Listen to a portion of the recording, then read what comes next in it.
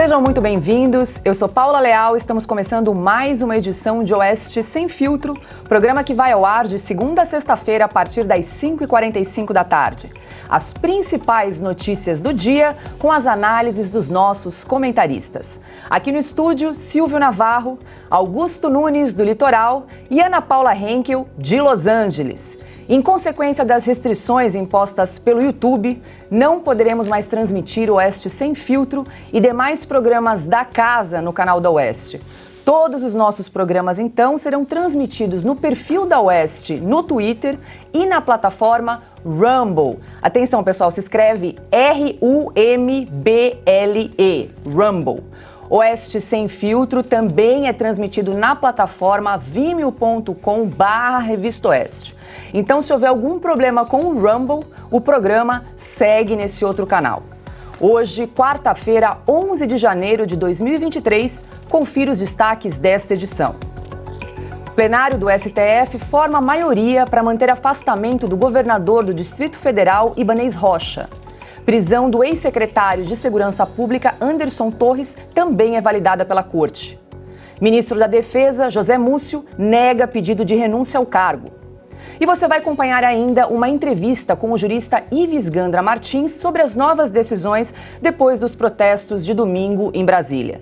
Tem muito mais agora nesta edição de Oeste Sem Filtro. O plenário do Supremo Tribunal Federal já formou maioria para manter o afastamento do governador do Distrito Federal, Ibanez Rocha, e a prisão do ex-secretário de Segurança Pública, Anderson Torres, e do ex-comandante da Polícia Militar do DF, Fábio Augusto Vieira. O colegiado seguiu a decisão do ministro Alexandre de Moraes. Já votaram favoravelmente os ministros Gilmar Mendes, Edson Fachin, Carmen Lúcia, Dias Toffoli, Luiz Fux, Luiz Roberto Barroso e Ricardo Lewandowski. Os 11 ministros, apesar do recesso, têm até o fim da noite desta quarta-feira para depositar seus votos. Bom, antes de começar a rodada de análises e comentários aqui do programa Oeste Sem Filtro, quero informar ao nosso público que hoje o Guilherme Fiuza não poderá participar do programa, mas amanhã ele volta conosco. Quero dar boa noite ao meu parceiro aqui de estúdio, Silvio Navarro. E aí, Silvio, o que dizer dessa decisão aí do ministro do STF, que já formou maioria em relação ao afastamento do governador do DF, Ibanez Rocha, e com relação às prisões de Anderson Torres e do ex-comandante da PM do Distrito Federal? Boa noite, querida Paula Leal, querida Ana Paula Henkel, ao mestre Augusto Nunes, e boa noite aqui, um abraço também ao Guilherme Fiuza, que estará sempre aqui conosco. Veja, Paula, essa formação da maioria, né, faltam ainda 3 ministros votarem, já era aguardada, já era esperada. A Corte, o plenário, não iria contrariar essa decisão do Alexandre de Moraes. Primeiro, eu acho que é importante a gente informar do que isso se trata. O governador do Distrito Federal fica afastado até o dia 31 de janeiro. Nesse período, também não podem entrar ônibus nem caminhões no Distrito Federal. Haverá apreensão e bloqueio de ônibus identificados que tentaram levar para o Distrito Federal pessoas ou que já regressaram para estados. Aconteceu em Mato Grosso hoje, por exemplo, com pessoas que participaram dos atos de domingo. As vias públicas todas e os prédios públicos também não poderão ter ali a presença de nenhum tipo de obstrução, e os acampamentos que foram montados ali, principalmente no QG do Exército, também não poderão ser reinstalados. Então essa é a decisão do STF num período de recesso, mas que mantém o Distrito Federal agora então sob as ordens do senhor Capelli, que a gente já apresentou o currículo dele nos programas anteriores. Ele é um subordinado ao Flávio Dino, ligado também ao PCdoB, um militante de esquerda, foi responsável, por exemplo, quando o Fidel Castro esteve no Brasil. Ele também se declara jornalista, escreve para revistas de esquerda, para publicações com esse viés. Então, portanto, o Distrito Federal está aí sob essa tutela até o dia 31. O Anderson Torres, ex-ministro e secretário de Segurança Pública, deve regressar ao Brasil, ele está em férias e, portanto, deve se apresentar à Polícia Federal. Foi isso que ele manifestou na sua conta no Twitter. E também teve o pedido de prisão do ex-comandante do Distrito Federal, o que, inclusive, gerou, segundo informações em Brasília, um descontentamento da tropa com essa decisão. A tropa avalia que não houve um descumprimento de ordem, uma desobediência, até porque isso, do ponto de vista militar, é muito grave, muito agudo. Portanto, que seriam decisões até com algum caráter político por parte do STF. Eu acho que essas são as informações. Aí, a partir daí, a gente pode começar a fazer algum tipo de análise, né, Paula? Veja, são 11 dias de governo e o Brasil já teve aí 1.200, 300, 400, não sabemos o número exato de presos políticos, pessoas que muitos tiveram que assinar. Nós vamos mostrar aqui até vídeos dessas pessoas, tiveram que assinar uma nota de culpa por crimes, por exemplo, como terrorismo, que é muito mal tipificado numa lei de 2016, feita a toque de caixa por causa da Olimpíada. Nós temos um governador afastado e nós temos aí um governo, do ponto de vista, né, o governo federal, que começou muito mal, mas que a gente acaba não conseguindo mostrar a que veio esse governo, porque justamente a nossa pauta acabou contaminada por conta desses atos de domingo que degeneraram em violência, finalizando aqui, mais uma vez repisando que a gente não coaduna e não compactua com nenhum tipo de depredação de patrimônio público, privado, nem de violência. Não tem como chegar a nenhum lugar que se julga certo por meios errados. Eu quero lembrar você que nos acompanha que logo mais daqui a pouquinho nós vamos conversar com o Dr. Ives Gandra Martins para comentar todos os últimos acontecimentos desde os atos que ocorreram no último domingo em Brasília. Quero dar meu boa noite a Ana Paula Henkel, voltando ao assunto então dessa decisão formada em plenário do STF que confirma o afastamento do governador eleito. E lembrando, né, Ana, que a gente já falou aqui, um governador que foi eleito com mais de 830 mil votos nas últimas eleições. Boa noite, querida Paula. Boa noite, mestre Augusto Nunes. Vou roubar o craque que o Fiuza sempre fala do Silvio Navarro. Então, boa noite, craque Silvio Navarro. Um abraço ao nosso querido Guilherme Fiuza e muito boa noite à nossa audiência maravilhosa. Bom, sistema acusatório no Brasil. Não temos, né? Devido processo legal. Também acabou, não existe.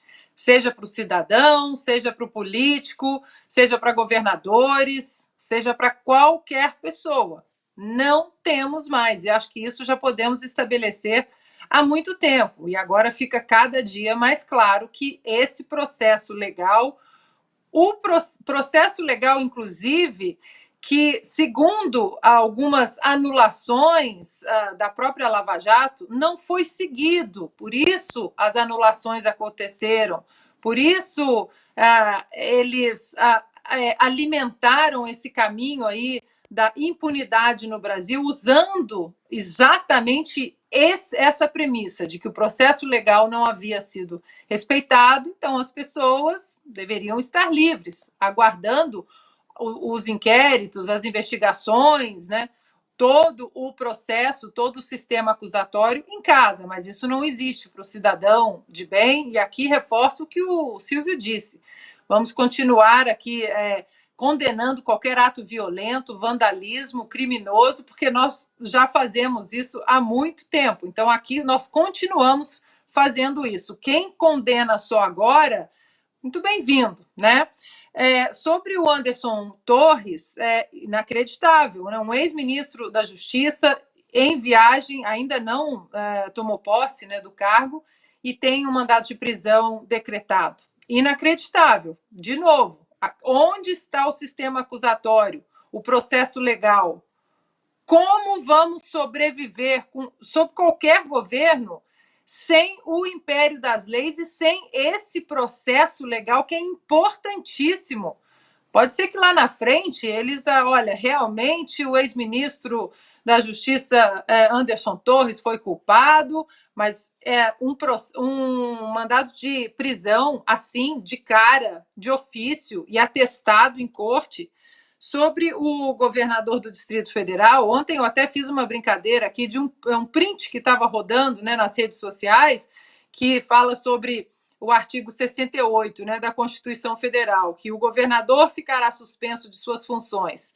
Primeiro, nas infrações penais comuns, se recebida denúncia pelo STJ. Segundo, nos crimes de responsabilidade, após instauração do processo pela Assembleia. E terceiro, que é o novo, quando o Alexandre de Moraes quiser. Só que esse quando o Alexandre de Moraes quiser, simplesmente a gente pode usar para tudo, né? E aí o corporativismo dentro do Supremo Tribunal Federal, esse dificilmente vai ser quebrado. Então, o que nós esperamos é que, mesmo que a maioria já esteja formada para manter, né, esse processo aí de caça, eu diria assim, aos dissidentes políticos, aos oponentes políticos e emitindo mandados de prisão, mesmo que essa maioria já foi formada, nós gostaríamos de ver pelo menos uma voz, Nunes Marques, ou duas, quem sabe, do senhor ministro André Mendonça, vozes dissidentes. Espera aí, calma, vamos respeitar a nossa Constituição. Isso é um mínimo que um ministro sério, um defensor da Constituição e das leis deveria fazer nesse momento. Quero dar as boas-vindas ao nosso decano Augusto Nunes. Boa noite, nossa âncora Paula Leal. Boa noite, meu velho amigo Silvio Navarro, minha querida parceira Ana Paula. Boa noite para o Fiuza, que já há 7 dias, né, está sob censura aí nas redes sociais, que ele não tem acesso. Bom, eu vou perguntar até ao doutor Ives, eu quero saber, e se vocês puderem me informar, eu agradeço. Eles confirmaram o afastamento por 90 dias do governador? Mesmo, acho que não deu tempo. 90 dias. E o novo secretário de Segurança, o interventor lá, ele vai ficar, o segundo do ministro Flávio Dino, ele vai ficar também até o fim do mês. Essa é a decisão, né? 31 de janeiro. A intervenção. A intervenção. Pois bem, eu repito a pergunta de ontem, quero saber, vai ser prorrogado isso, ou ele tem que resolver em 20 dias o que deveria ser resolvido, segundo a decisão do Supremo, na cabeça estranha dos ministros que aprovaram essa punição, que os problemas que não foram resolvidos pelo secretário de Segurança que estava viajando, ele não pode viajar, não pode, então o Lula deveria estar em Brasília para saber se a guarda do Palácio estava completa e em funcionamento.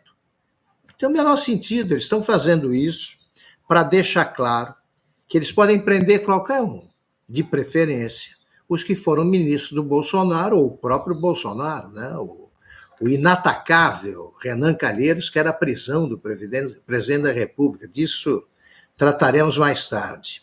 Então, é o seguinte, essa é uma decisão combinada previamente, é um espetáculo de 5ª categoria planejado, já faz tempo, vamos lá, tem uma manifestação, a gente reage assim, assim, assim, que é para pintar o quadro, olha só, Bolsonaro ordenou o golpe, e a tentativa de golpe que foi frustrada, né, pelo patriotismo dos ministros do Supremo e do comunista do Brasil, Flávio Dino, hoje ministro da Justiça.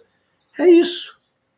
Eu agora embarco na dica da Ana Paula Henkel. Eu quero ouvir os 2 ministros indicados pelo presidente Bolsonaro. Supostamente, eles foram indicados para fazer com que voltasse a ser respeitada a Constituição. Eu quero saber o que eles vão dizer.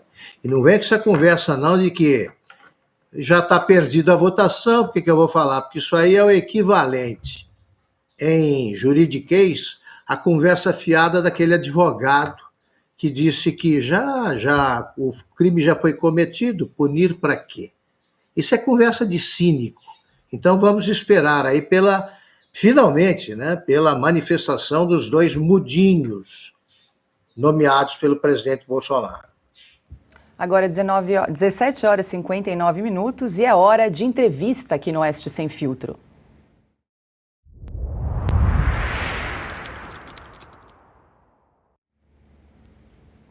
E nós vamos conversar com o jurista Ives Gandra Martins. Doutor Ives, o senhor me ouve bem? Eu estou ouvindo perfeitamente. Muito... Quero saber se estão ouvindo bem a mim. Estamos. Muito obrigada mais uma vez pela participação aqui no programa Oeste Sem Filtro. É sempre uma honra, um prazer conversar com o senhor. Essa mente brilhante, sempre trabalhando, sempre ativo.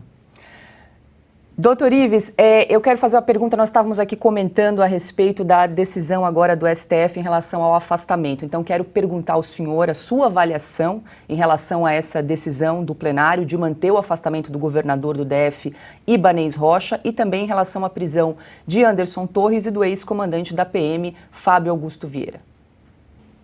Veja o seguinte, a minha posição é uma posição de divergência, o que é normal no direito, entre a visão de todos esses fatos, por parte não só da Suprema Corte, como do governo federal, e aquela como eu tenho interpretado a Constituição.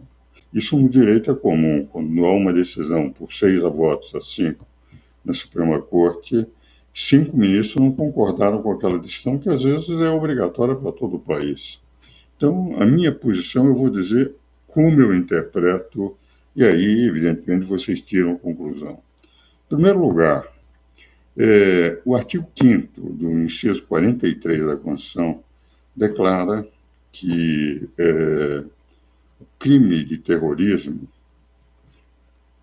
e o terrorismo é definido por uma lei 13.260, que diz destruição de prédios públicos, etc., constitui terrorismo. O crime de terrorismo são responsáveis os mandantes, os que praticaram e as autoridades omissas. A meu ver, quais são as primeiras autoridades omissas? É, evidentemente, o governo federal, porque tendo informação pela BIM daquela movimentação, e sendo os 3 poderes, o poder legislativo, executivo e judiciário, de responsabilidade do poder, porque no Distrito Federal se dá uma guarda que se chama uma guarda legislativa. No governo do presidente Temer, o Congresso foi invadido pelo pessoal do Sem Terras, enfim, do PT, que eles estavam em divergência com o presidente Michel Temer pela derrubada da presidente Dilma. E o que o presidente Temer fez foi decretar o estado de emergência e em 3 ou 4 horas solucionou o problema e as Forças Armadas garantiram aquilo. Tendo tido a informação, pelo menos é o que eu li nos jornais, pela BIM, desde sábado, do que estava acontecendo, e com a possibilidade do serviço de inteligência detectar tudo, porque é fácil pegar o que é que está empinando aqui e lá, porque era uma multidão. A coisa mais simples teria sido o ministro da Justiça dizer o seguinte: embora a matéria seja interna, a função da defesa do Ministério da Defesa é de defender contra o inimigo externo, fundamentalmente, nos pedir para proteger os prédios. Não seriam omissos. A omissão maior, a meu ver, foi do Ministério da Justiça. Porque tendo tido a informação da BIM, o governo federal tendo tido a informação da BIM, não tomaram nenhuma providência para proteger os prédios. Não estou absolutamente de acordo com os tresloucados que resolveram fazer essas invasões. Prejudicaram o pensamento conservador no Brasil profundamente por um ato de absoluta ignorância, de falta de patriotismo, pensando serem patriotas. Mas a verdade é que o artigo 43 diz que as autoridades que se omitiram, e o governo federal teve essas informações pela BIM, teve desde sábado que estava sendo feito, que havia esse risco, e não tomaram, o governo federal, as providências. Deveria ter dito, mesmo para o governo estadual, para o governo distrital, melhor dizendo, olha, nós vamos ter um risco, os senhores venham, tragam tudo o que há de soldados à disposição. Vê-se, por exemplo, o Estado de São Paulo, o secretário de Justiça, o secretário de Segurança, imediatamente, ao ter informações, eles deram a garantia necessária porque puseram muito mais pessoas, muito mais policiais, muito mais elementos na rua para poder. Então, na minha modesta interpretação de um professor hoje muito mais perto da porta da eternidade do que continuar aqui na Terra lutando, eu interpreto que, pelo artigo 5º, se caracterizar o terrorismo com a destruição de prédios públicos, como manda a lei, é evidente. A impressão que eu tenho é que não vão caracterizar como terrorismo, não vão aplicar a lei. Para aqueles que estão presos, isso representa algo melhor. Mas é evidente que para o governo ainda melhor ainda, porque aquela omissão caracterizada no artigo 43 do artigo 5º fica afastada. Mas eu estou convencido, enfim, dentro de todos esses acontecimentos, de que o governador não foi alertado pelo governo federal, pela BIM, aquilo que estava acontecendo, e era muito difícil alguns soldados poderem segurar aquela multidão que lá estava. Agora, o Supremo entendeu que a responsabilidade deles, não vejo como alguém que está lá pode ser responsável por omissão, já que o governo federal sabia através da BIM, mas eles não eram obrigados a saber, nem foram comunicados pela BIM, nós só soubemos lendo os jornais que a BIM já sabia disso desde sábado. Então, a meu ver, com a máxima vênia a todos os eminentes ministros da Suprema Corte, minha interpretação é um pouco diferente. Acho que não se aplicaria nem a suspensão. E se tiver sentido a habilidade do presidente Temer, que quando foi invadido o Congresso, ter declarado estado de emergência, foi criticadíssimo pelo PT, por todos. Mas, graças ao estado de emergência, em 3 horas eles solucionaram o problema e em 3 horas ele suspendeu o estado de emergência. Tem uma atuação cirúrgica e que solucionou o problema sem maiores consequências.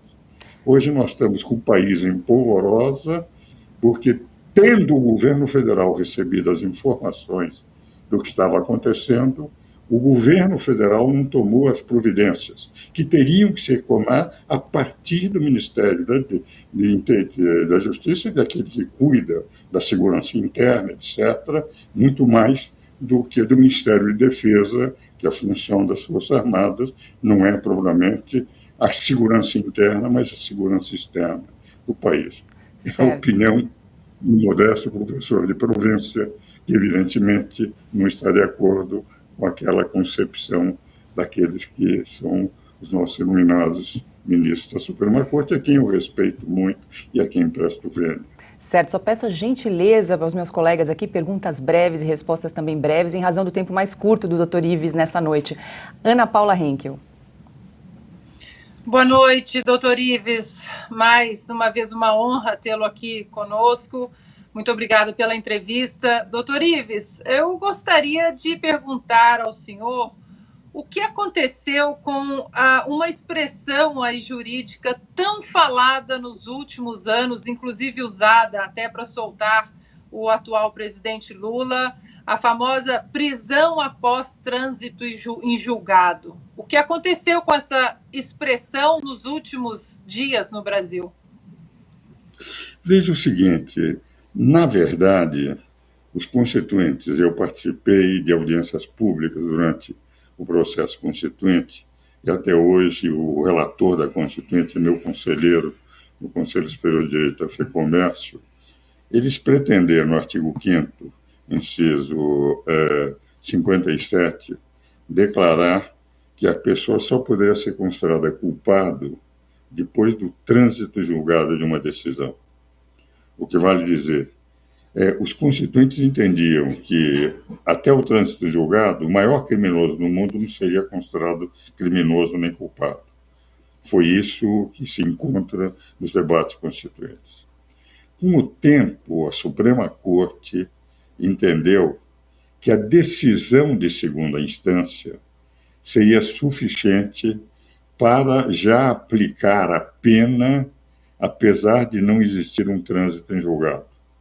E colocaram esta interpretação sob a alegação de que há duas instâncias, um primeiro juiz e depois um tribunal, que o recurso aos tribunais superiores, STJ e Supremo Tribunal Federal, já é só para discutir teses jurídicas, mas já não mais o problema dos fatos. Os fatos são discutidos nas primeira e segunda instância. O que vale dizer, como a discussão na segunda e terceira instância, na terceira e quarta instância, seriam de questões jurídicas, a interpretação da lei e não dos fatos, já se poderia aplicar a pena.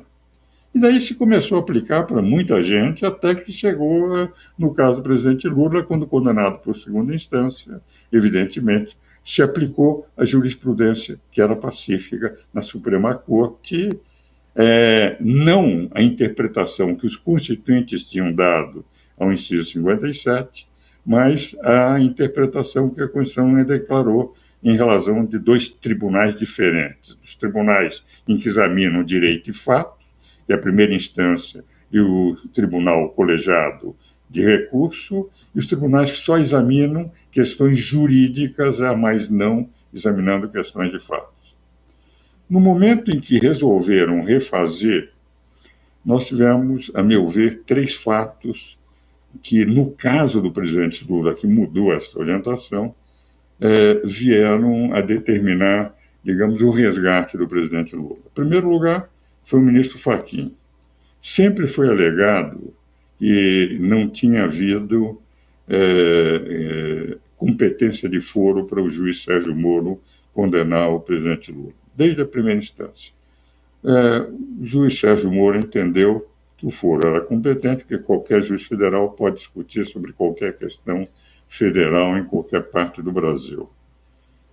Foi para o Tribunal Federal de Recursos e três desembargadores, ilustres desembargadores, alguns com obras escritas de grande valor no campo do direito, inclusive um deles, eu tenho livros escritos com eles, o Paulsen, decidiram que não havia incompetência de foro. Depois foi para o STJ, a mesma coisa, e no Supremo Tribunal Federal, por 6 votos a 5, se entendeu também que não havia incompetência de foro. Anos depois, o ministro Fachin entendeu que o foro era incompetente e anulou todos os processos. Daí, na mesma época, se discutia com outro relator, que era o ministro Gilmar Mendes, se o presidente Lula, o juiz Sérgio Moro, teria sido ou não suspeito, e num voto extremamente longo, detalhado, o ministro Gilmar Mendes aceitou a anulação dos processos, entre os argumentos, um de suspeição do juiz Sérgio Moro. E, por fim, o ministro Ricardo Lewandowski, porque os processos de Curitiba tinham que ir para os outros juízos, onde se entendia que a matéria teria que ser julgada. E o ministro Lewandowski, numa outra decisão, entendeu que aquelas provas que estavam no processo que levou à condenação do presidente Lula por 6 votos a 5 não poderiam ser utilizadas porque viriam de um juiz que, enfim, tinha sido considerado suspeito para examinar a matéria. O resultado não era só esse argumento, mas o argumento principal era esse. O resultado foi que os processos foram para outras varas, em função da idade do presidente Lula, ele teve grande parte das condenações afastadas por prescrição, e o fato de não poder utilizar aquelas provas que estavam no processo da Suprema Corte significa, ao ponto de uma juíza, eu não li a sentença, eu li apenas a notícia de jornal, então eu estou meio louvando no que eu li no jornal Estado de São Paulo, declarou o seguinte: eu tenho elementos aqui, mas não podendo utilizar, eu absolvo. E absolveu ele, mais 7 ou 8 réus que estavam no mesmo processo. O que vale dizer, não houve uma eliminação das provas contra ele. Ele não conseguiu elidir aquelas provas que estavam no processo que o levou à condenação pelo Supremo Tribunal Federal, STJ, TRF, da 4ª Região e Juiz Federal. Ele teve, evidentemente, novos julgamentos, e quase todos por prescrição em função da idade, e ao mesmo tempo da não utilização, não haver tempo suficiente para produzir novas provas, ele foi absolvido. Foi este o processo. Quer dizer, então, só em conclusão, não houve elisão das provas, não houve o afastamento das provas de corrupção do presidente Lula. Mas, por outro lado, houve absolvição do presidente Lula em decorrente dessa reformulação do julgamento da própria Suprema Corte, fundamentalmente a partir de 3 relatorias do ministro Fachin, no primeiro caso, num habeas corpus, a segunda relatoria do ministro, esse sim, num processo colegiado do ministro Gilmar Mendes, e a decisão do ministro Lewandowski dizendo que teriam que fazer novamente as provas produzir, já que havia sido levantada a suspeição do juiz Sérgio Moro. Então, ele foi absolvido, não houve, evidentemente, trânsito em julgado, e, por fim, ele também não elidiu as provas que estavam nos processos em que ele foi condenado.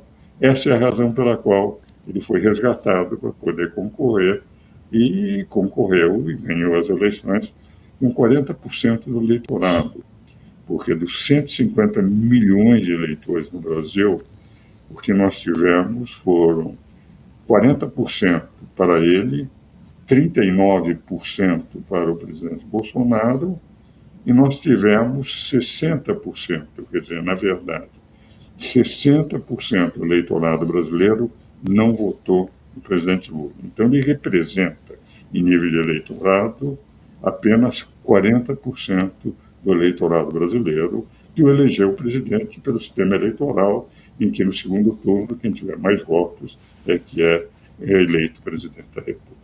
Doutor Ives, eu sei que o seu tempo... Desculpe, eu sei que o seu tempo está curto. Temos tempo aí para mais pergunta? Exato.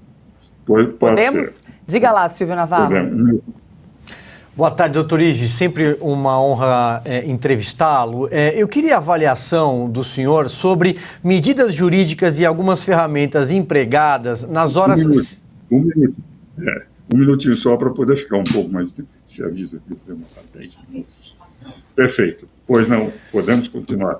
Doutor Ives, eu queria a avaliação do senhor sobre medidas jurídicas tomadas nas horas seguintes à depredação em Brasília e algumas ferramentas. Por exemplo, o afastamento aí por 90 dias do governador do Distrito Federal, quando o tribunal responsável por processar um governador é o STJ. Número 2, mais de 1.200 pessoas levadas para um ginásio da Polícia Federal sem individualização de conduta. E também a questão do flagrante, que tem sido alargado e não relaxado pelo ministro Alexandre de Moraes. Isso, inclusive, referendado pelo plenário hoje. Veja, eu tenho colocado que, talvez pelo fato de ser um velho professor, com 65 anos de advocacia, 58, talvez eu esteja desatualizado em relação, digamos, às novas correntes. Eu sou ainda do constitucionalismo clássico, pelo qual, na Constituinte, se pretendeu ter 2 poderes políticos, um poder de lei, que apenas teria que aplicar a lei. Confesso, e tenho escrito sobre isso, que essa corrente chamada consequencialista, pelo qual, pegando princípios gerais, esses princípios são aplicados, embora o princípio geral possa muitas vezes comportar teses opostas de acordo com aquele que interpreta, prevalecendo sobre a legislação infraconstitucional que é produzida pelo legislativo que criou o princípio geral. Na minha corrente, teria que se respeitar aquilo que é o legislativo. E nós estamos, na verdade, com essa corrente chamada consequencialista, neoconstitucionalismo, em que o poder judiciário, de certa forma, adquiriu também um papel político que os constituintes, a meu ver, não pretenderam, mas que o Supremo passou a ter. A partir daí, nós tivemos uma relativização. Nós tivemos, muitas vezes, leis sendo criadas pelo Supremo Tribunal Federal à luz da interpretação de um princípio geral, embora não criada pelo Legislativo. E a partir daí, por exemplo, o conceito de flagrante perpétuo, como, por exemplo, como está flagrante aquilo que está num programa de televisão, num vídeo, algo semelhante, determinadas interpretações que são dadas, que eles entendem que é aplicação dos princípios gerais. Ora, dentro dessa linha, nós tivemos uma banalização das prisões. Antigamente, uma prisão provisória era provisória rápida, imediatamente se dava conhecimento ao advogado, que tinha acesso para imediatamente tomar posição. As prisões preventivas seriam, como dizia o velho Canuto Mendes de Almeida, é para aquele sujeito que quisesse fugir, entende? Então, tinha que se pegar para que ele não fugisse, mas os processos legais passariam sem necessidade de prisão. Quando eu comecei a advogar, em 1957, como solicitador, 58 como advogado, entende? Eram raríssimos. Então, nós passamos a ter um conceito de que qualquer fato já justificaria a prisão. E no momento em que, evidentemente, a Suprema Corte passou a ganhar esse papel que não tinha no passado, na época de Moreira Alves, Sidney Santos, Magalvão, Cordeiro Guerra, Oscar Correia, etc., eles passaram a intervir no processo. É uma interpretação de corrente doutrinária que não é a minha. Então, na minha posição, eu acho que, primeiro, o governador não teria que ser. Se nós tivéssemos aplicado de imediato a garantia, se tendo sido alertados desde sábado que isso ia acontecer, se tivesse posto tropas ou forças a pedido do governo federal para proteger todos os prédios do Congresso, do Supremo, etc., isso não teria acontecido, entende? Mas no momento em que aconteceu, eu tenho a impressão que não seria o caso da intervenção, porque, na prática, nós, com isso, estamos continuando a manter uma tensão absolutamente desnecessária. Estou convencido que a maior parte das pessoas que foram levadas aí para 1.000 e poucas pessoas, grande parte, a esmagadora maioria deles, não tinha a menor consciência do que seria a lei aplicável, o que poderia acontecer com eles, pelo fato que já tinha havido uma invasão do Congresso no passado, na época do Michel Temer, sem que ninguém tivesse sido preso, sem que ninguém tivesse tido. Nós temos invasões de terras, invasões de prédios aqui na cidade, o MST, o movimento de tetos. Então, acharam que era a mesma coisa, a grande maioria, não aqueles que articularam. Os que articularam, eles teriam que ser punidos, porque é um verdadeiro absurdo o que fizeram. Mas a grande maioria que foi o campo de manobra, ele está pensando que era exatamente como se desaloja uma fazenda que foi invadida pelos sem terra, e esses foram levados, mulheres, crianças, velhos, etc.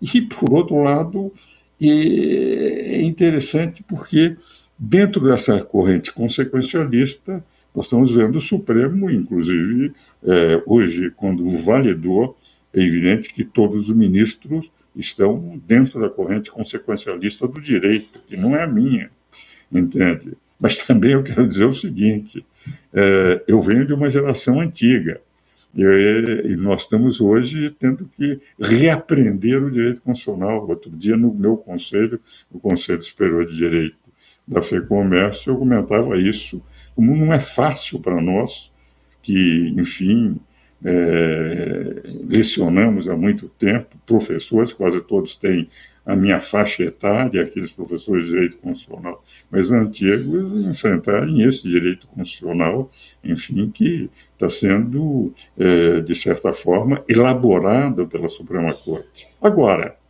não é só no Brasil que isso está acontecendo. Essa corrente consequencialista, que é uma corrente doutrinária, começa também já a avançar em outros países, o que representa. É uma corrente doutrinária que não é minha, que eu respeito como doutrinador, mas acho que não foi o que os constituintes desejaram. E por essa razão, acho que essa crise poderia ter sido evitada se tivesse o governo federal ouvido a ABIN e já tomado as cautelas de proteção dos prédios. e o governo federal não fez. A omissão do governo federal, a meu ver, foi grande, e não do Ministério da Defesa. O Ministério da Justiça, que é o encarregado dos problemas internos do governo federal no que diz respeito à segurança. Mas, agora nós estamos com o Supremo decidindo dessa forma, vamos ver como é que os advogados vão defender, como é que cada caso concreto, que vai ter que haver tipificação, individualização, para saber qual é a responsabilidade de cada um, para se poder avançar, e aí eu tenho que os grandes entrevistados do futuro da Revista Oeste não devem ser os constitucionalistas, devem ser os penalistas. Doutor Ives, mais uma última perguntinha agora de Augusto Nunes. Boa noite, doutor Ives, é sempre um prazer falar com o senhor. Eu pergunto, doutor Ives, se não deveria ter participação no caso do afastamento do governador Ibanez o Superior Tribunal de Justiça, como prevê a Constituição. Eu também acho, como eu digo, no momento em que se adota uma corrente, como é a consequencialista do direito, evidentemente os limites passam a ser difíceis, porque eu pego um princípio geral e, a partir desse princípio geral, dou a interpretação como intérprete que eu quero dar a esse princípio. Então, eu posso pegar o que está escrito na lei, mas dar uma elasticidade. A meu ver, teria que ser o STJ. A meu ver, enfim, a matéria teria que também ser examinado o papel do Ministério da Justiça nesse contexto. Quer dizer, saber a responsabilidade, quer dizer, por que a intervenção, os prédios eram públicos, não foram alertados, aquela multidão chegou, como é que eles poderiam, com o contingente limitado que tinham, de poder segurar aquela multidão, entende? Então, na prática, a meu ver, primeiro, não deveria ter havido a intervenção. Segundo, não deveria ter havido a suspensão. Teria que haver a responsabilização daqueles que pensaram, daqueles que pretenderam, etc. Aquilo que eles tiveram. Fazer algo que, enfim, seria normal para não alargar a crise.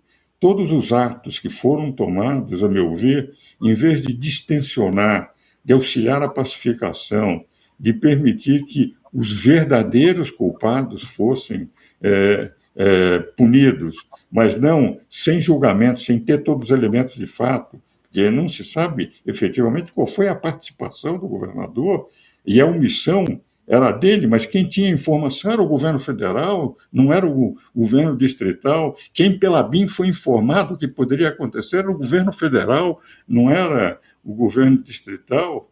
Então, os senhores compreendem? Eu, apenas jurista, não sou nada mais do que professor e advogado, eu só posso interpretar. Eu acho que, enfim, não é a minha interpretação. Eu acho que não deveria ter sido feito. Acho que poderíamos ter distensionado, poderíamos já estar num ambiente muito mais calmo nesse momento. Mas nós, de rigor, tivemos tudo isso, a meu ver, exatamente por omissão do poder do governo federal, que, tendo tido a informação, não só não alertou devidamente, como deveria ter alertado, pelo menos os jornais não disseram isso, o governo distrital, como não tomou o próprio governo a defesa dos prédios que lhe pertenciam, porque a segurança poderia ser feita pelo próprio governo federal. Então, é a interpretação minha, que não é a do Supremo Tribunal Federal. Só que a minha vale para a conversa que estamos tendo aqui. E o deles é que tem o poder da caneta, é que vale em nível de aplicação. Doutor Ives Gandra, muito obrigada mais uma vez por encontrar um espacinho nessa agenda super ocupada para conversar conosco. Muito obrigada e até uma próxima. Minha cara Ana Paula, um grande abraço a todos vocês, que sempre é um prazer quando eu posso conversar com meus amigos da Oeste. Até qualquer dia desses. Obrigada. Agora, 18h29, nós estamos ao vivo na plataforma Rumble. A gente quer lembrar você que nós estamos agora, em razão das restrições impostas pelo YouTube, aqui nessa plataforma. A plataforma escreve RUMBLE. uma plataforma norte-americana. Estamos aqui com mais de 32 mil pessoas nos assistindo ao vivo e a gente precisa fortalecer essa plataforma que é muito similar ao YouTube. Você que está chegando agora aqui na plataforma, primeiro, a gente pede para que você se inscreva no canal da Revista Oeste aqui no Rumble. É só clicar nesse botão verde que tem ao lado direito aqui da plataforma escrito Follow e aí você já se inscreve. Estamos com 25 mil, quase 26 mil inscritos, mas a gente precisa aumentar esse número. Então, para isso, não esqueça de se inscrever, deixar o seu like, tem ali um joinha para você deixar para a gente, o seu comentário, também participar do chat, a gente acompanha aqui ao vivo o chat para fazer a interação aqui com você, com o público. Então, não esqueça. E também, gente, a gente pede encarecidamente que você envie esse link aqui do Rumble para os amigos nas redes sociais, nos grupos de WhatsApp, de Telegram, para que outras pessoas também acompanhem a gente aqui também na plataforma, né, Silvio? Você queria fazer uma ressalva? Queria deixar uma dica, Paula, além do que você falou, muita gente não está familiarizado ainda com o Rumble ou mesmo em assistir pelo Twitter, por alguma outra plataforma. Então, acessa o site da revistaoeste.com, nós colocamos ali uma tarja ao vivo. Então, você que já acompanha o Oeste Sem Filtro há muitas semanas, desde o ano passado, sabe que a gente entra no ar sempre às 15:06, às 17h45. Então, lá tem um caminho, é uma dica, um caminho mais fácil para você avisar mais e mais pessoas, os seus amigos, colocar nos grupos de WhatsApp. Entra no site da Revista Oeste e ali você consegue também chegar nessa nossa transmissão na plataforma Rumble. É isso aí, pessoal. A gente precisa fortalecer cada vez mais essa plataforma. Vamos fazer aqui a campanha para chegar a 50 mil inscritos. Então a gente precisa da sua ajuda e divulgue esse link nas redes sociais e nos grupos de WhatsApp, de Telegram, para que mais pessoas também possam nos acompanhar por aqui. Todos os dias de segunda a sexta-feira, às 17h45 da tarde. Para quem não acompanhou no início do programa, hoje o Guilherme Fiuza não pôde participar, mas amanhã ele está aqui conosco. E a gente segue com mais notícias e informações aqui no programa Oeste Sem Filtro, porque o ministro da Defesa, José Múcio Monteiro Filho, emitiu uma nota oficial informando que não pediu a renúncia do cargo e que a informação que circula nas redes sociais é completamente falsa. Entre os tweets divulgados está o do deputado federal André Janones, do Avante. Ele, inclusive, usou a palavra urgente na mensagem e disse que Múcio iria entregar a carta de renúncia nas próximas horas.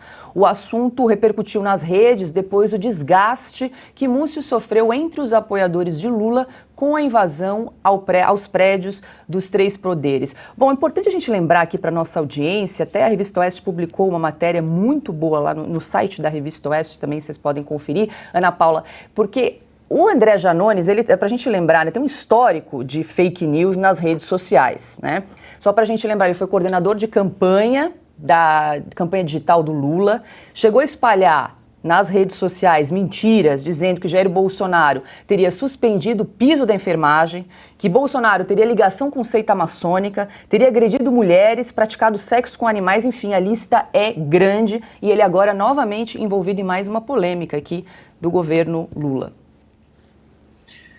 Paula, mas aí para esse tipo de fake news não existe caneta do STF, não existe nada, né? Existe a liberdade de expressão, a liberdade de falar até bobagem, que inclusive nós já defendemos a liberdade do próprio Janones de falar bobagem, né? É uma premissa de uma democracia saudável. Você não combate fake news ou desinformação, como gostam tanto de falar agora, com censura. Você combate fake news e desinformação e mentira com mais informação, com mais debate, com mais liberdade. Você não protege a democracia restringindo a democracia. Você enaltece exatamente a liberdade de expressão para que haja o devido combate com as informações verdadeiras. E aí, né, em relação a isso, o Janones, nós sabemos muito bem que aqui nós vamos defender a liberdade do Janones de falar bobagem, de ser desmentido, como ele foi desmentido pelo ministro da Defesa. Defendemos também a própria liberdade do PCO, partido que nós discordamos de maneira política, ideológica, né, um partido de extrema esquerda, por exemplo, no Brasil, mas nós defendemos a liberdade deles pregarem o que eles querem pregar e aí as pessoas escolhem o que elas querem acreditar, o que elas querem colocar como premissas em suas vidas e argumentar de forma contrária.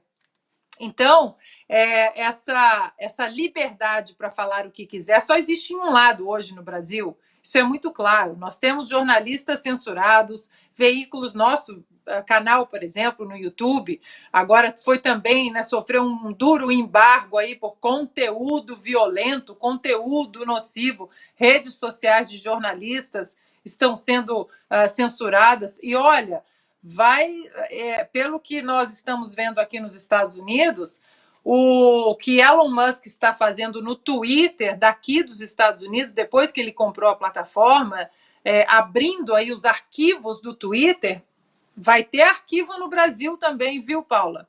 Vai ter arquivo no Brasil, pelo que nós estamos sabendo aqui, e aí vai ser bem interessante de ver como a máfia da censura atuou no Brasil contra a liberdade de expressão e a liberdade de imprensa. E aí, Silvio? André Janones causando discórdia aí já nos primeiros dias de governo com o ministro da Defesa. Tudo que ele sabe fazer, né? Acho que a Ana Paula resumiu muito bem a atuação do André Janones desde o início da campanha eleitoral. Ele foi chamado para praticar desinformação, cumpriu o seu papel e está aí, né? Continua fazendo isso, porém, livre, leve e solto. Ele não tem nenhuma punição, nenhuma rede social censurada, derrubada, não é multado, sequer é interpelado na Câmara dos Deputados, onde tem um mandato, né? Não é levado, por exemplo, ao Conselho de Ética e Decoro Parlamentar. Acho que a Ana Paula resumiu muito bem essa questão. Agora, em relação ao José Múcio Monteiro, José Múcio Monteiro é uma figura política muito conhecida. Durante muitos anos foi líder de partido do PTB, por exemplo, na Câmara dos Deputados, foi ministro nos governos do PT e é conhecido por ser um sujeito que tem um ótimo trânsito de diálogo, de conciliação. Sempre foi conhecido por isso. Por isso foi chamado da sua aposentadoria, ele foi ministro do TCU, foi desaposentado para assumir um ministério e conseguir alguma interlocução com as Forças Armadas. Porém, desde o primeiro dia, há um processo de fritura nesse governo por parte do PCdoB e da ala ligada ao ministro da Justiça, Flávio Dino, e também do próprio PT, que queria que essa pasta fosse ocupada pelo Jacques Wagner. Jacques Wagner, senador da Bahia, já foi, inclusive, ministro da Defesa anteriormente. E se quem quiser procurar, vai encontrar, inclusive, notinhas na mídia hoje com essa informação. Então, há um processo de fritura desde o dia 1 em que o Múcio está nessa cadeira. E o Múcio defendeu que os acampamentos que estavam montados em frente aos QGs do Exército não fossem varridos, não fossem desarmados, desarticulados com truculência, ao contrário do que queria o seu Flávio Dino e a equipe do Ministério da Justiça e Segurança Pública. Portanto, esse tipo de informação é fritura pura, que parte, de um lado, de um agente da desinformação legítimo, claríssimo, tá aí, que é o seu André Janones. E da outra parte, dessa ala mais radical, essa franja da esquerda radical comunista, que hoje está à frente da segurança pública e da justiça nas suas diferentes órgãos no Brasil. E aí, Augusto Nunes, falando em fritura, então, o José Múcio estava concorrendo com a Daniela Carneiro, né, ministra do Turismo. O Janones, ele está enciumado, em primeiro lugar, porque ele queria ser ministro da Comunicação Social. Como há sempre uma opção aí para os piores, né, tem sempre vários aí que podem trabalhar contra o Brasil, eles preferiram o Montanha, o Paulo Pimenta, que é um deputado gaúcho. Então é esse aí que vai distribuir dinheiro entre os jornais e revistas da imprensa velha. Agora, o Janones, ele desinforma mesmo quando fala sério, né? Ele estava numa entrevista quando ele era candidato a presidente, veja só. Numa entrevista com o jornalista Roberto Dávila, e o Dávila perguntou a ele, estava falando sobre a Argentina, a uma certa altura, ele falou, você sabe o nome do presidente da Argentina? Ele falou, sei. Qual é? Ele disse, Macron. Aí o Dávila falou, não é. E ele, em vez de procurar da memória o que não existe, ele foi em frente, mudou de assunto e pronto. Então isso aí também pode ser visto como desinformação, não dá cadeia? Motivo para botar na cadeia o Janones não falta, né? Ele nem precisa desses aí. Isso aí é o momento humorístico do dia a dia do Janones. Lembrando que esse cidadão foi pré-candidato à presidência da República, né? E abriu mão para ser coordenador da campanha digital de Lula. Esse é o Brasil. Agora, 18h39. O ex-ministro da Justiça, Anderson Torres, que teve sua prisão ordenada ontem pelo ministro do STF, Alexandre de Moraes, comunicou à Polícia Federal que falhas nos aeroportos americanos acabaram atrasando a sua volta ao Brasil, que era prevista para hoje. Torres, que está em férias com a família nos Estados Unidos, publicou o seguinte Twitter na noite de ontem, abre aspas, hoje recebi notícia de que o ministro Alexandre de Moraes, do STF, determinou minha prisão e autorizou busca em minha residência. Tomei a decisão de interromper minhas férias e retornar ao Brasil. Irei me apresentar à justiça e cuidar da minha defesa, fecha aspas. Ana, para lembrar, né, para embasar a prisão de Anderson Torres, o ministro Alexandre de Moraes informou que os fatos apurados pela Polícia Federal, abre aspas, demonstram uma possível organização criminosa que tem por um de seus fins desestabilizar as instituições republicanas, fecha aspas. Esse é um trecho da decisão do ministro Alexandre de Moraes que embasou a prisão de Anderson Torres. Bom, o Anderson Torres, primeiro que antes que falem que ele está cometendo fake news em relação ao caos aéreo, realmente a notícia desde ontem aqui nos Estados Unidos é o caos aéreo em todo o país. Os Estados Unidos, todos os estados estão sofrendo com esse caos aéreo. O ministro dos transportes, digamos assim, né, o secretário dos transportes, o Buttigieg, já foi à televisão várias vezes, então isso procede, e não sei nem se o Anderson Torres conseguirá chegar aí a tempo, né, que as autoridades no Brasil estão esperando. Agora, interessante dessa decisão do Alexandre de Moraes, que ele coloca a palavra possível. Se ele coloca a palavra por uma possível, será que não é necessário primeiro uma investigação, uma apuração? Aquela palavrinha chata, expressão chata, né? O devido processo legal, devido processo, sistema acusatório. Não, prisão de ofício decretada, canetada, né, com a anuência de alguns ministros do Supremo Tribunal Federal, o que é absolutamente alarmante, mas, por outro lado, não, né, já que o corporativismo ali ele está estabelecido de uma maneira muito profunda. E eu repito aqui a pergunta até que eu fiz para o doutor Ives. O que aconteceu com o famoso após trânsito em julgado? Podemos decretar assim prisões, coloca na cadeia sem respeitar o trânsito em julgado, que foi tão dito para libertar traficantes, corruptos. Ou seja, prender por desinformação, por fake news, ou por isso ou por aquilo, hoje está fácil no Brasil. Quero ver prender por corrupção. Silvio, no tweet do Anderson Torres, ele fala que inclusive foi autorizada a busca na residência dele aqui no Brasil, né, enquanto ele estava em férias nos Estados Unidos com a família. Pois é evidente que é desproporcional, a gente já comentou aqui no programa de ontem, ô Paulo, agora veja, busca e apreensão na casa dele, ele não está no Brasil, foram buscar o quê? Computadores, talvez algum aparelho de celular de algum familiar ou documentos. Então, assim, tem alguma coisa muito complicada acontecendo, muito estranha acontecendo no Brasil do ponto de vista do devido processo legal, do ordenamento jurídico das coisas. E tudo isso um dia vai passar, porque tudo passa. E quando isso passar, provavelmente o devido processo legal no Brasil vai ter que ser revisado, porque as coisas estão sendo alargadas, as ferramentas jurídicas, as medidas jurídicas aplicadas, elas estão sendo alargadas como nunca antes. A gente ouviu agora há pouco um jurista da estatura do Dr. Ives Gandra Martins, e no final da nossa entrevista, não sei se todo mundo se atentou, mas ele disse, os próximos entrevistados da Revista Oeste serão penalistas e não constitucionalistas. Então é isso que a gente vê, a casa guardiã da Constituição, ali os 11 ministros, o STF, a última instância do nosso judiciário, talvez não esteja mais tão atenta à Constituição, talvez esteja agindo como penalistas. E aí volta para onde é que estavam os garantistas. Tudo isso vai ter que ser revisado, vai ter que ser revisto. O Anderson Torres, não tenho nenhuma procuração para falar por ele, nem conheço a trajetória dele de vida tão grande, mas é um delegado de Polícia Federal.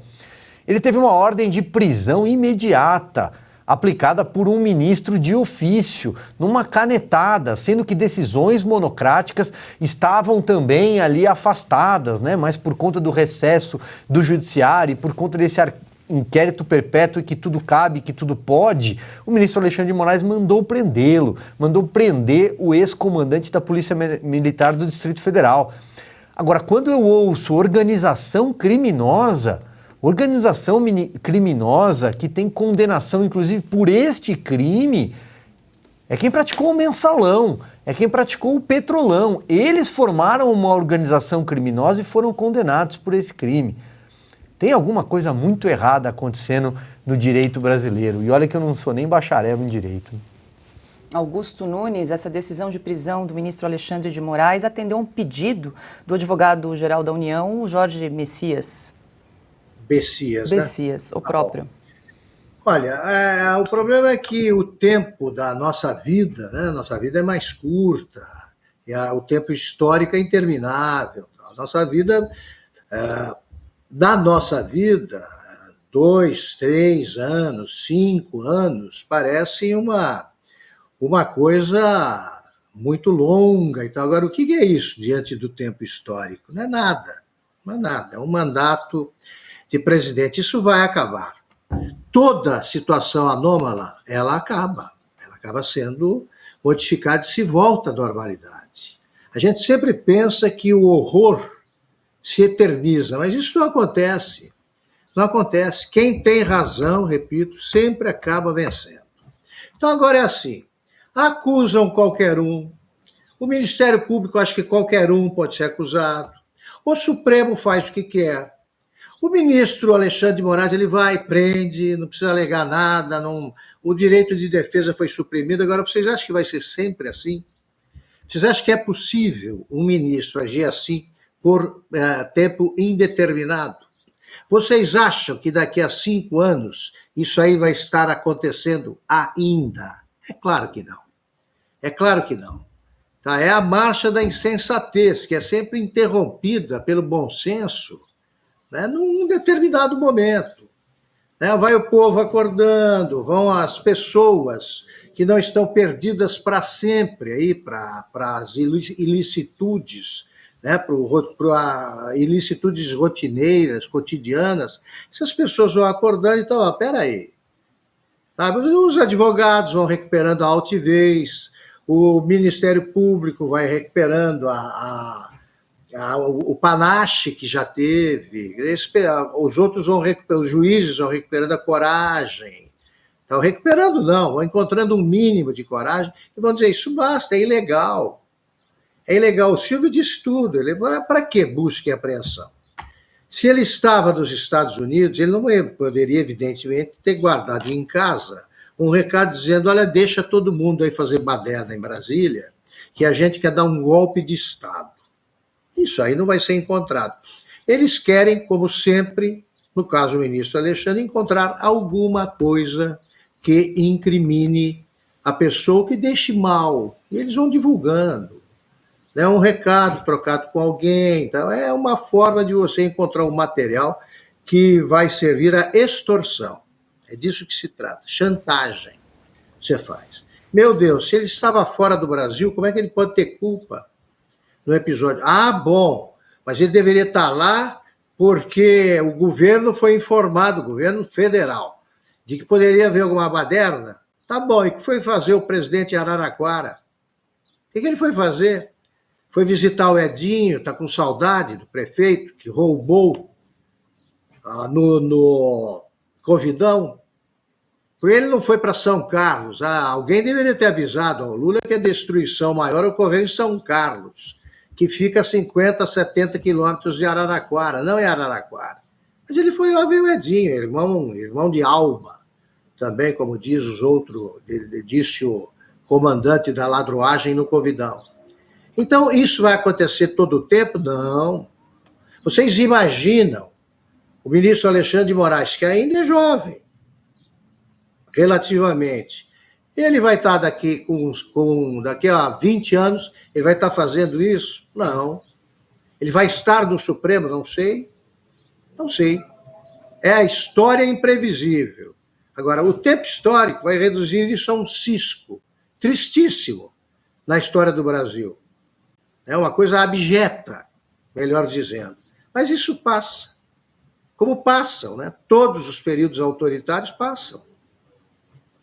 Os defensores da democracia, que estão assassinando a democracia diariamente para defendê-la, esses vão passar. Eles agora estão dizendo assim, não tem perdão, não tem anistia para terroristas, como se tivesse os 1.200 e tantos presos arbitrariamente fossem terroristas. Não, houve anistia para terroristas em 1979, e eu defendi a anistia de 79. Graças a essa anistia, voltaram ao Brasil, e hoje alguns deles estão no poder, terroristas de verdade, que mataram pessoas, que explodiram bombas, que assaltaram bancos, e que hoje são ministros ou ajudantes de ministros. Esses terroristas foram anistiados. Os não terroristas, eles querem que fiquem esses terroristas anistiados, querem que os não terroristas, presos absurdamente, fiquem na cadeia. É o Brasil, neste momento. 18 horas e 51 minutos, nós estamos ao vivo aqui na plataforma Rumble. Quero agradecer mais de 38 mil pessoas nos acompanhando aqui ao vivo e a gente reforça o convite, inscreva-se aqui no canal do Rumble da Revista Oeste, pessoal. A gente está com 28 mil inscritos e 38 mil pessoas nos acompanhando. Isso quer dizer que tem gente acompanhando a gente que ainda não se inscreveu no canal. É só clicar naquele botãozinho verde que fica do lado direito, escrito Follow, e aí você já consegue acompanhar, já está inscrito no canal aqui da Revista Oeste para acompanhar o Oeste Sem Filtro, Estúdio Oeste, Oestecast, As Liberais. Todos os nossos canais aqui da grade, aqui da casa da Revista Oeste, estão agora na plataforma Rumble. É muito parecida com o YouTube, você pode deixar o seu like, seu joinha, tá aqui, tem na tela do lado esquerdo, estou aqui acompanhando com vocês. Tem o chat normal, tem os comentários, tudo para você acompanhar a gente normalmente de segunda a sexta-feira a partir das 5h45 da tarde. Bom, agora a gente continua com mais informações aqui no programa, porque a Advocacia Geral da União criou o chamado Grupo Especial de Defesa da Democracia para acompanhar as investigações dos manifestantes envolvidos nos protestos do último domingo em Brasília. O órgão pode determinar a quebra de sigilos bancário, fiscal e telemático.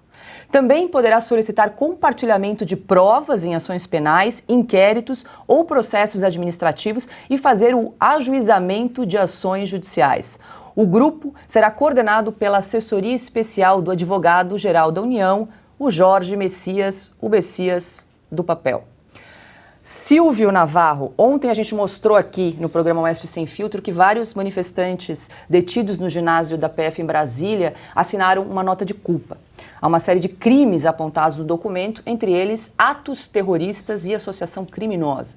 Hoje nós separamos o vídeo que traz uma senhora de 74 anos.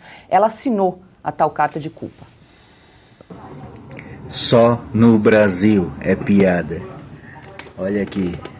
Nota de culpa de uma senhora de 74 anos por preparação e terrorismo.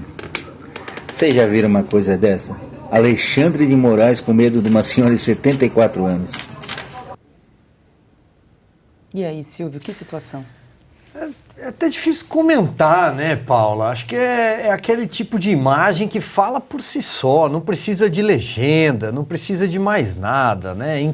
Uma senhora de 74 anos, essa nota de culpa aí que lhe imputa 11 tipificações, supostas tipificações dentro da lei antiterrorismo, que é uma lei de 2016, criada ali a toque de caixa por causa da Olimpíada, que não prevê, inclusive, crimes coletivos, vamos dizer assim, crimes políticos, que foi remendada na época para proteger o MST.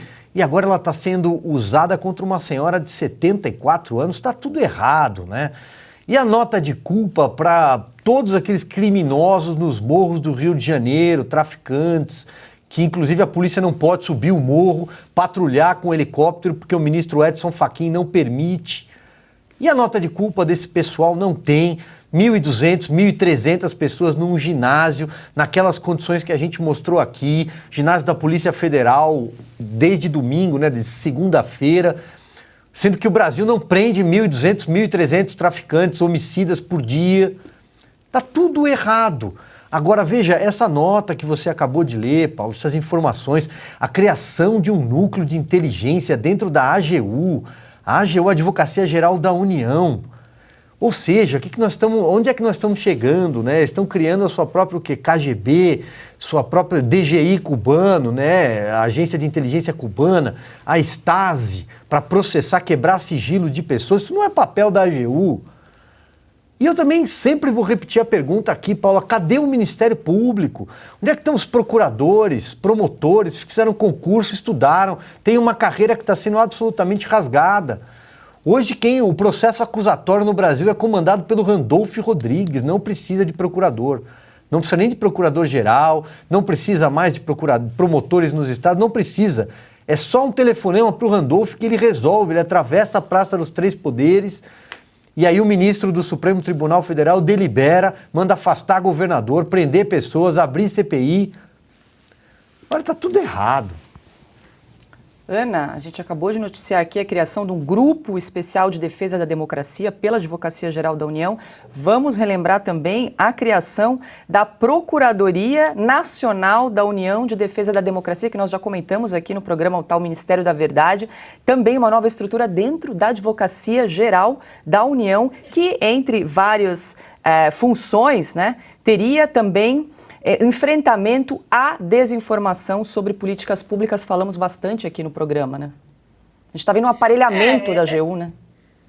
Esse falatório, né? Essas palavras aí tentando dar um ar de rococó nessas palavras todas bonitas, democracia, só faltou o antifascista, né? Que é agora uma expressão favorita, atos antidemocráticos. Isso tudo aí a gente pode colocar em um balaio só, que é perseguição. Simples assim, perseguição. Do contexto do que vivemos na pandemia, Paula, até aqui, parece que a pandemia foi um balão de ensaio para essa ditadura que estamos vivendo. É uma ditadura, não tem como dourar a pílula e tentar, de alguma certa forma, pisar em ovos. É uma ditadura, estamos sob um estado de exceção, estamos sob um regime totalitário.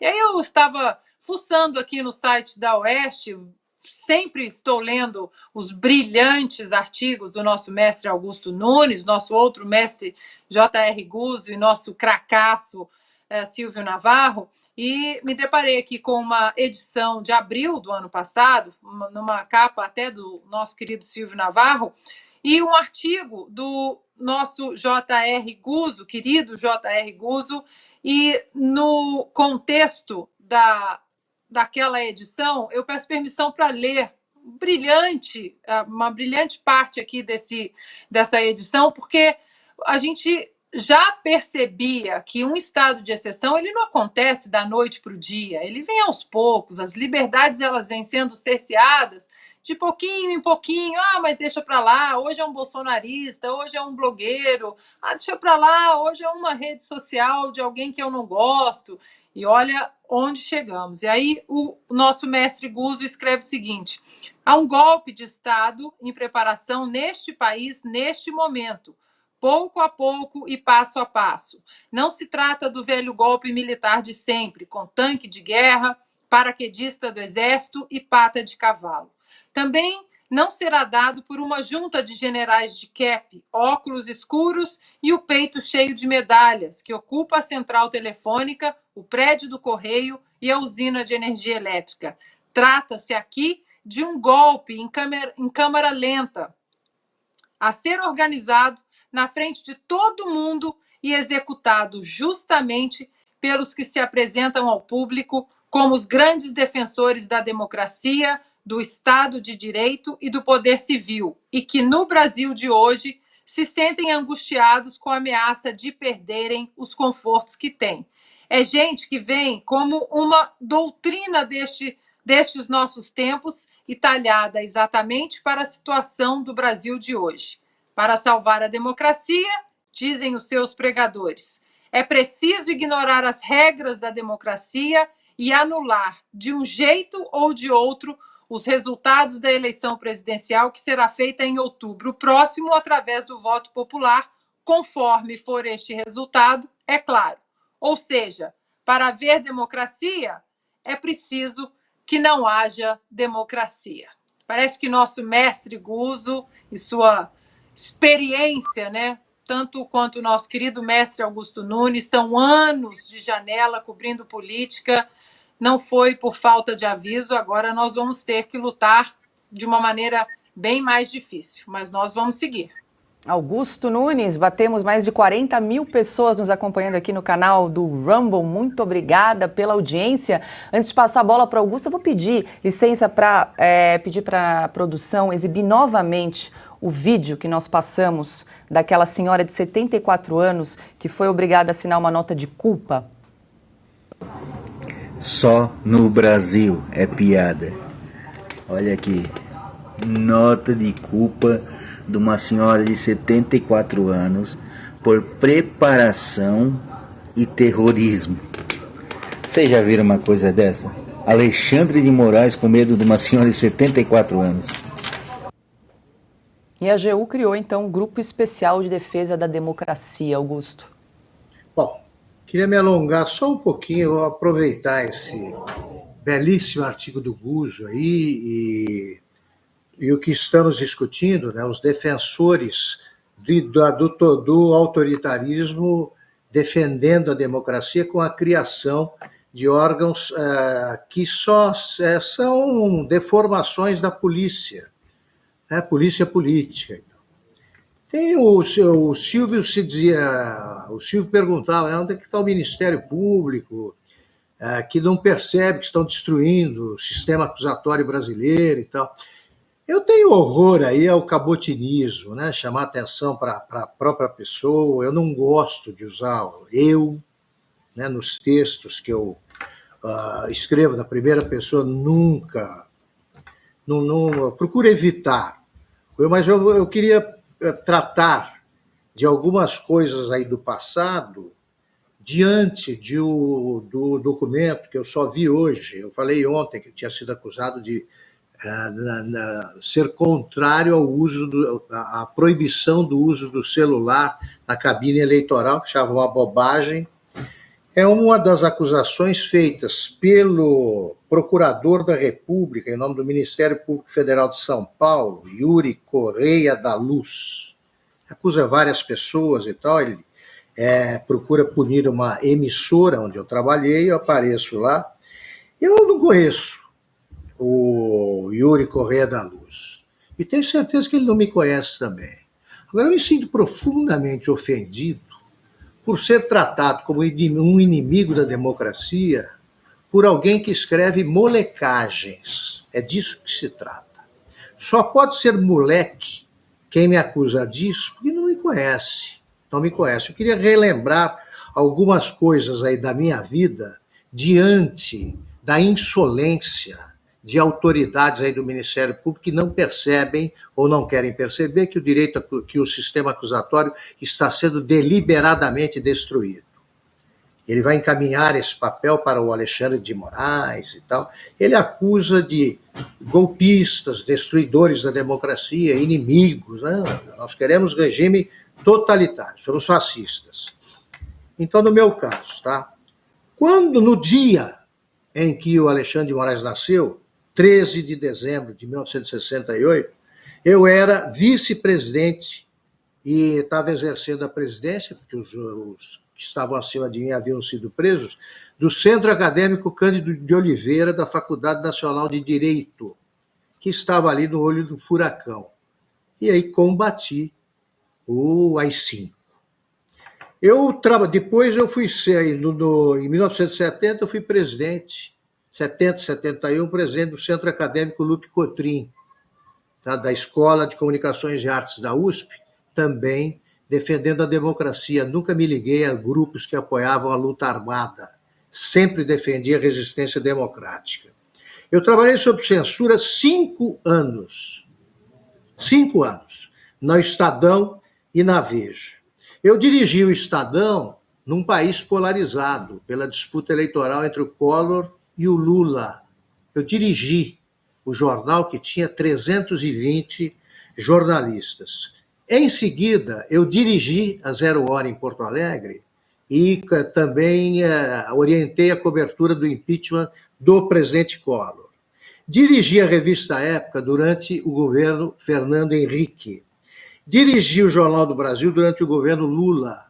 Cobrimos o Mensalão.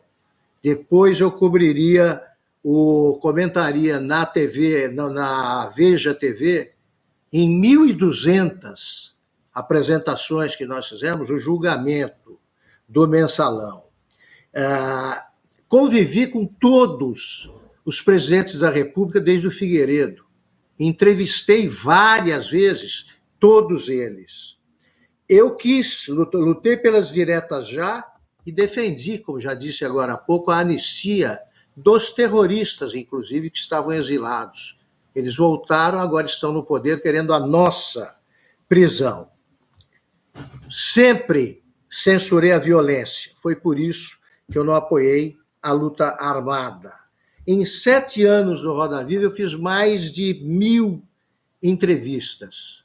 Eu ganhei 5 vezes o Prêmio ESSO de jornalismo e respeito profundamente o Ministério Público, que conheci de perto, porque fiz mais de 20 palestras em eventos promovidos pelo Ministério Público, e o meu irmão, já falecido, Flávio Nunes da Silva, foi por muitos anos o decano do Ministério Público de São Paulo. Portanto, eu não vejo no que escreveu o Yuri Correia da Luz, procurador da República, uma acusação. Eu vejo uma ofensa. Não vejo nenhuma tentativa de me indiciar em inquérito. Eu vejo ignorância. Ele me apresenta como o comentarista, como também apresenta a Ana Paula Henkel como a comentarista. Eu poderia dizer o operador do direito, o funcionário do Ministério Público. Estou dando aí o cargo dele e tal. Não, fui procurar o que fez. Não fez nada de importante. E agora está acusando meio mundo sem a apresentação de nenhuma acusação concreta, nenhum documento, nada, e ele já começa tratando a gente como se fizéssemos parte de uma conspiração pela derrubada da democracia que eu sempre defendi, e sempre defendi em companhia de jornalistas que hoje vibram com a possibilidade da aplicação de punições a quem lutou de fato e continuará lutando pela defesa da democracia, pela preservação e, mais que isso, pelo fortalecimento da democracia brasileira. Agora, 19h07, a gente tem um recadinho rápido do nosso parceiro. Fique conosco, tem muito mais informação aqui no programa Oeste Sem Filtro. É rápido. Pessoal, vocês sabiam que 60% da população brasileira possui uma doença chamada esteatose hepática? É aquilo que a gente costuma chamar de gordura acumulada em excesso no fígado e que pode, inclusive, matar. Mas eu tenho uma boa notícia. Esse problema de gordura no fígado tem solução e de forma natural. É isso mesmo, Lívia? É isso mesmo, Paulo. Um prazer estar aqui. Muito obrigada. E olha, quero dizer para você que tem solução sim. Existem 3 tipos de esteatose hepática: medicamentosa, alcoólica e não alcoólica. E é essa que preocupa. Primeiro, você precisa entender que você é aquilo que você come. Se o colesterol está alto, quer dizer que é muita gordura que está no seu sangue.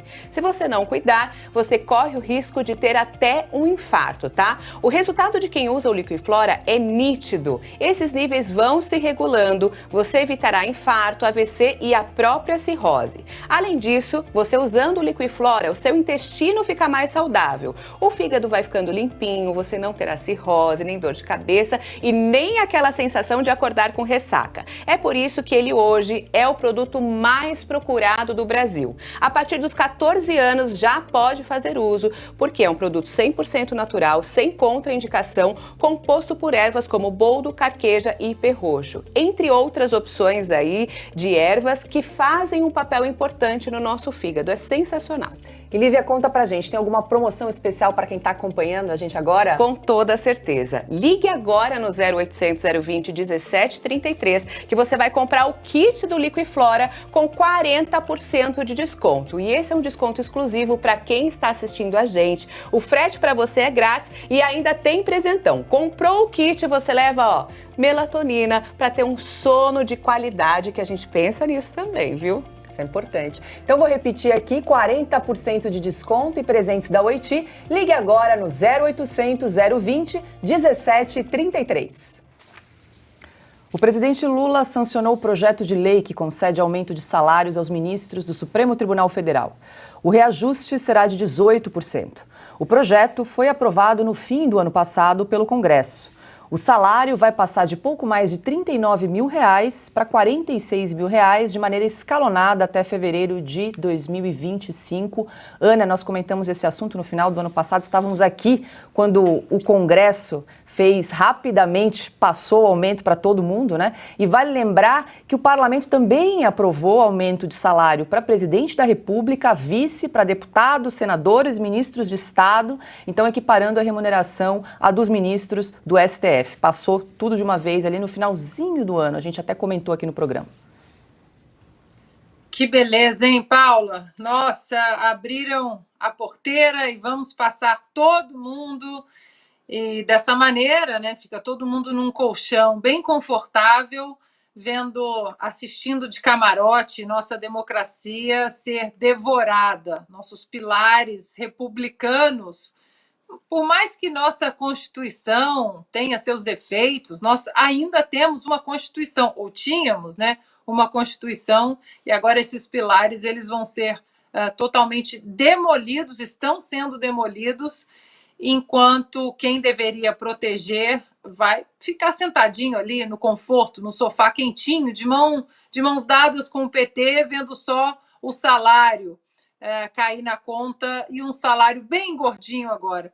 Paulo, eu queria voltar rapidamente ao ponto que o Augusto trouxe sobre essa peça aí do senhor Yuri Correia da Luz, né? Porque o meu nome também está nessa peça.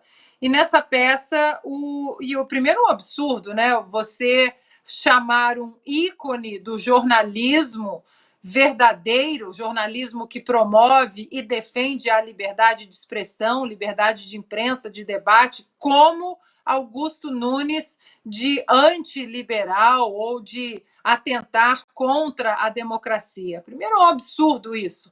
Basta o senhor Yuri Correia da Luz, basta uma pesquisa rápida, se o senhor não sabe ou finge que não sabe quem é Augusto Nunes, basta uma pesquisa rápida no Google e o senhor vai entender que este homem, ele está entre esses pilares republicanos, do jornalismo republicano e decente da história do Brasil. Quanto à parte que me toca, senhor Yuri, que o senhor disse que eu questionei as urnas eletrônicas, a possível auditoria, e o meu questionamento, inclusive, ele é embasado num relatório da Polícia Federal, e o senhor coloca ali que o meu crime é ter lido este relatório, senhor Yuri Correia da Luz. Então, eu vou ler novamente o relatório da Polícia Federal a convite do TSE em 2016. O senhor vai colocar a Polícia Federal também nessa peça? Não é possível auditar de forma satisfatória o processo entre a votação do eleitor e a contabilização do voto no boletim de urna. Senhor Yuri, isso é uma parte do relatório da Polícia Federal a convite do Tribunal Superior eleitoral para uma possível avaliação da segurança das nossas urnas. Eu fico aguardando se o senhor vai colocar a Polícia Federal nessa peça aí. E o deputado federal do PSOL, Guilherme Boulos, fez um discurso na última segunda-feira na Avenida Paulista durante uma manifestação da esquerda. Ele não poupou ameaças a uma série de pessoas, entre políticos e empresários. O governador de São Paulo, Tarcísio de Freitas, foi um dos alvos. Vamos acompanhar o vídeo.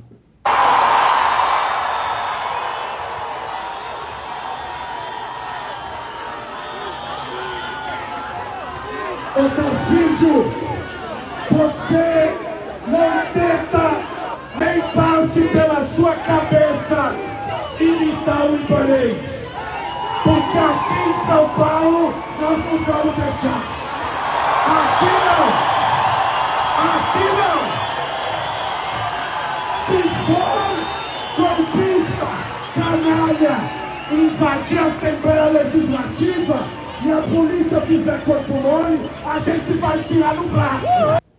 Silvio Navarro, quem poderia imaginar, líder de invasão de terras, já detido por vandalismo, ameaçando quem invadia aqui a Assembleia de São Paulo?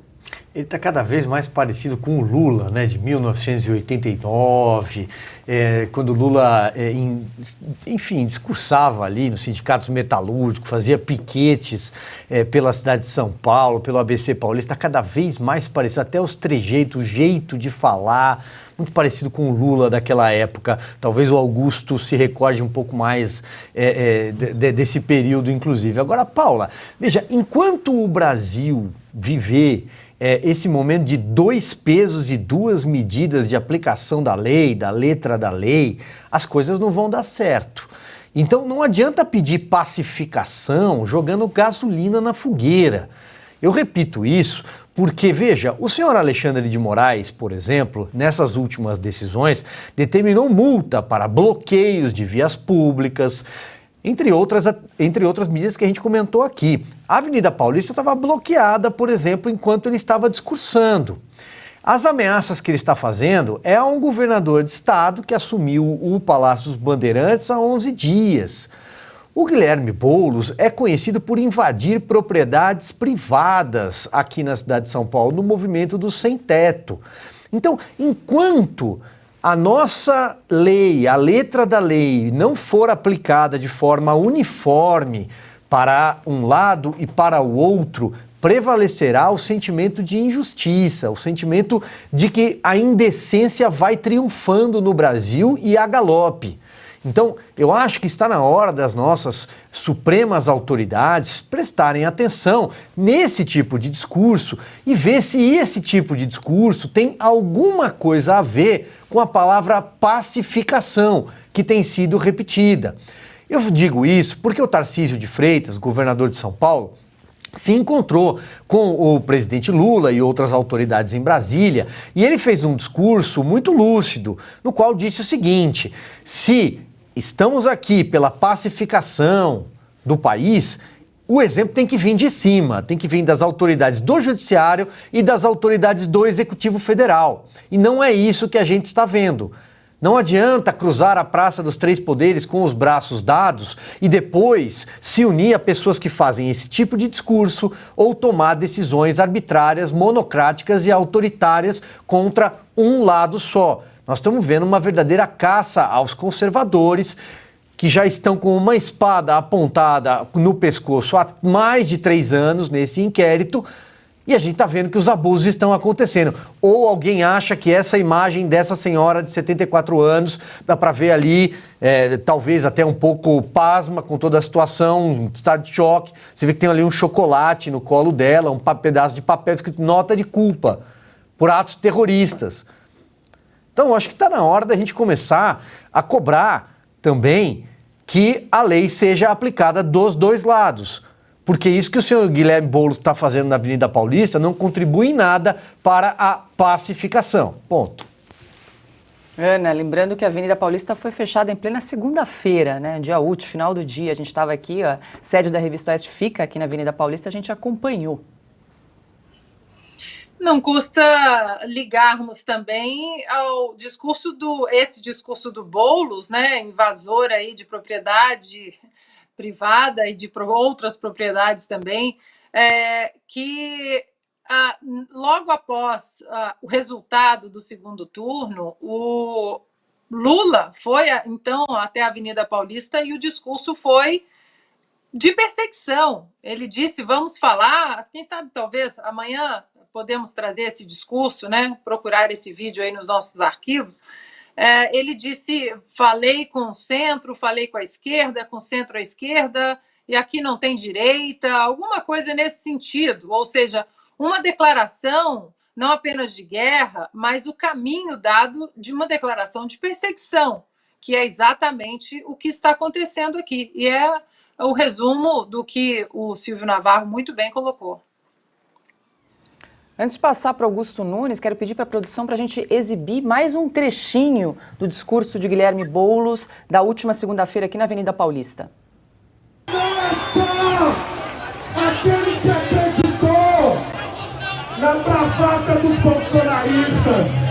Nós queremos a cassação e a prisão dos deputados que estimularam isso. Da Carla Zambelli, do Ricardo Barros, do Nicolas Ferreira.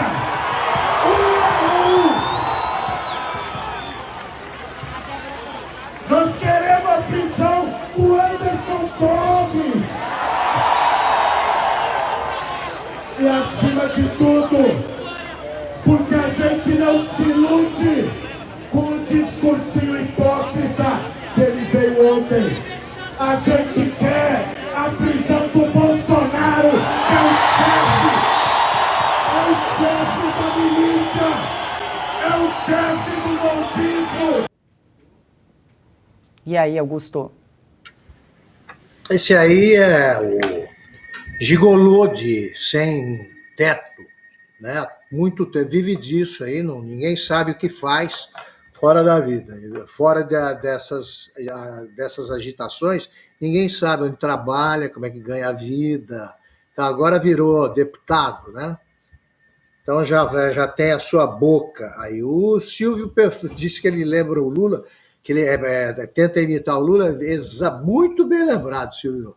É exatamente isso. Ele é a versão filhinho de papai do Lula, né? Porque você vê que a barba é bem feitinha, o Lula deixava toda desarrumada ali. Esse aí passa uma hora, mais que isso, no espelho, e alguém diz para ele que tem um lado melhor do rosto, então ele olha sempre meio de lado, que nem diz que aquele tipo de fotografia que a gente via no interior, na vitrine, né, dos estúdios dos fotógrafos, que eles punham algumas das vitrines, ele fica meio de ladinho, assim ele fica de lado até para a multidão, aí mentindo e fazendo coisas inaceitáveis para quem realmente se considera democrata. Olha o que ele está fazendo.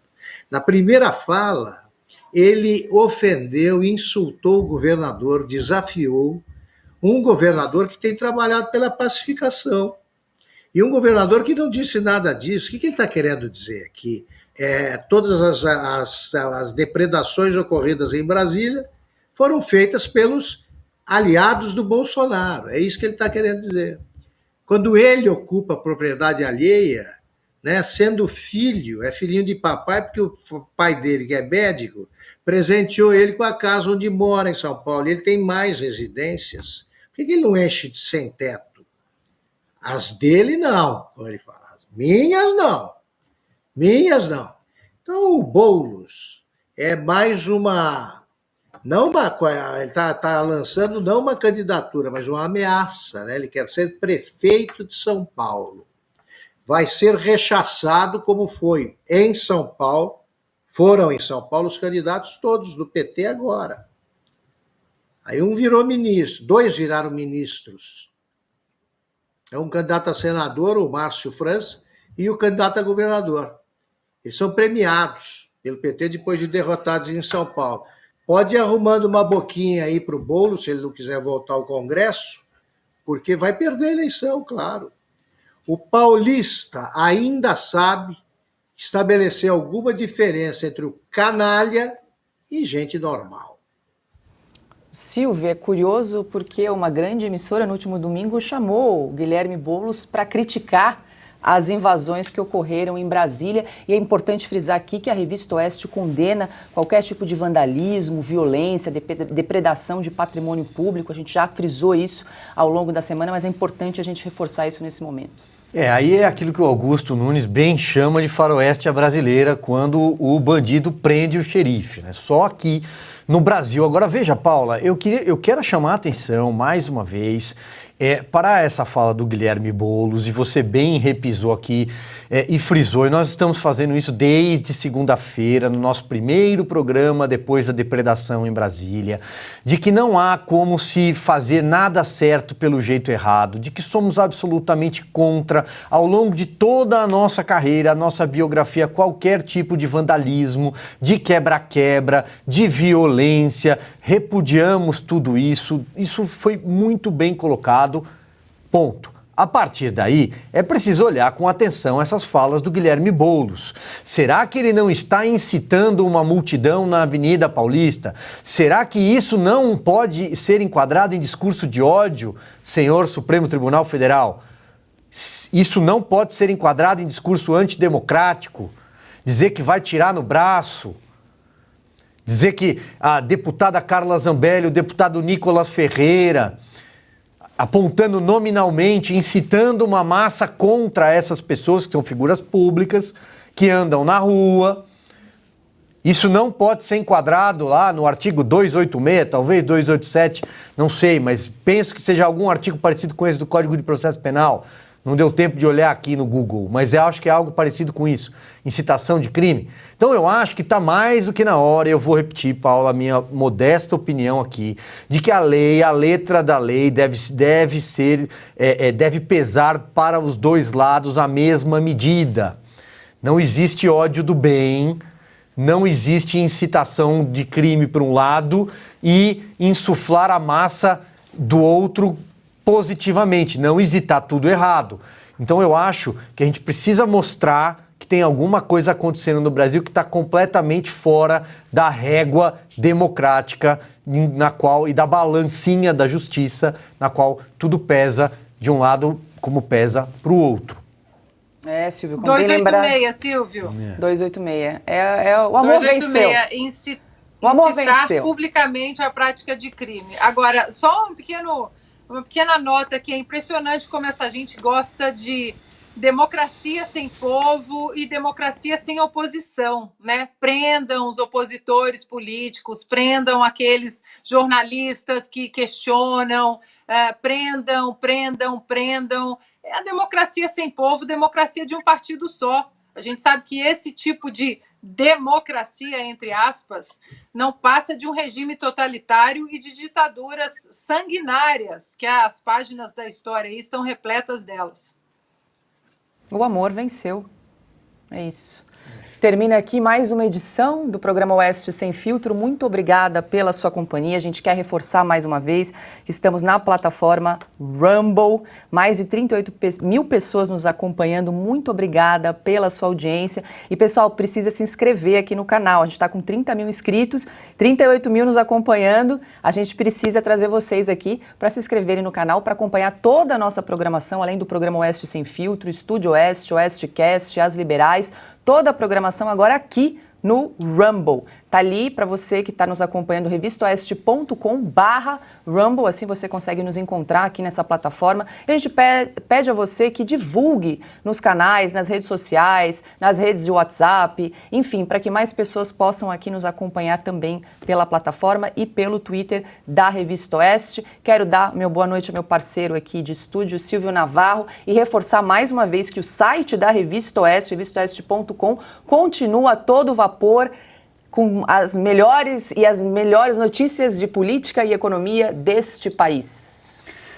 Boa noite, Paula Leal, minha companheira de estúdio. E inscreva-se, né? Fica um convite para você. Inscreva-se no nosso canal, tem um QR Code aí, você pode apontar o celular, o passo a passo é muito simples. Lembrando que é da sua assinatura que sai, enfim, que apoia este programa, como outros da nossa grade e também toda uma equipe de jornalistas independentes. Quero deixar aqui um beijo para a craque Ana Paula Henkel, mestre Augusto Nunes e para o Guilherme Fiuza, que eu já estou com saudade. Uma ótima noite para você, amanhã a gente volta.